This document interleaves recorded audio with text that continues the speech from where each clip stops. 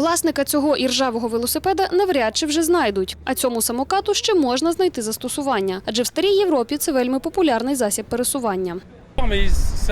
Іноді ми знаходимо предмети, що не мають жодної матеріальної цінності, але вартують уваги з точки зору історії. Наприклад, гвинтівка Лебеля. Її залишки пролежали у воді понад 100 років.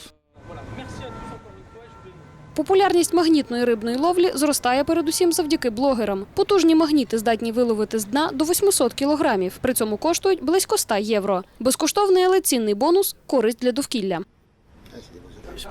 Це чи не єдиний спосіб очистити ріки і водночас гарно провести час. Адже зусиль для цього багато не треба. Рибалки хизуються одне одному, що упіймали велику рибу. А наші клієнти кажуть, я виловив холодильник чи скутер.